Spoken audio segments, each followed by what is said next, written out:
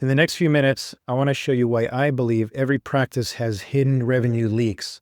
Not because the marketing isn't working, and not because competitors are stealing all your patients, but because opportunities are entering the system and quietly disappearing before anyone realizes what happened.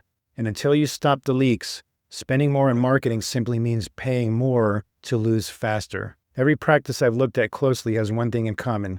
They're losing revenue they don't know they're losing. Not from competition, from themselves. Patients call and never hear back. Consultations end without follow-up. A web lead comes in and sits untouched. Someone calls after hours and gets a generic voicemail. A premium cataract patient finds a practice, calls once, gets frustrated, and moves on.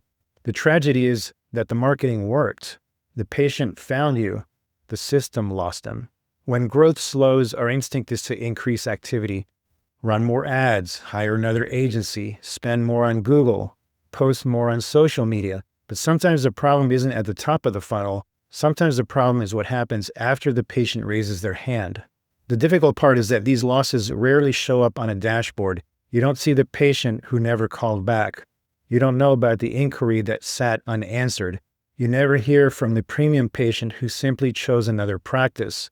The losses are silent, which makes them easy to underestimate. This may be the biggest mistake. More traffic feels like growth, but if your opportunity management system is broken, increasing traffic simply accelerates the losses. It's like pouring more water into a bucket with holes in it.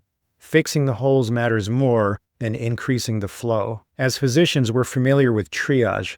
When damage exceeds capacity, you don't start rebuilding. You assess, you prioritize, you stop the bleeding first. That's exactly what marketing triage is. Before growth comes stabilization. This is the first priority. Every opportunity entering the practice should be captured. Phone calls, web forms, AI referrals, internal referrals, chat inquiries, existing patient requests. None of these opportunities matter if they disappear on the other side. Capture, respond, convert, recover.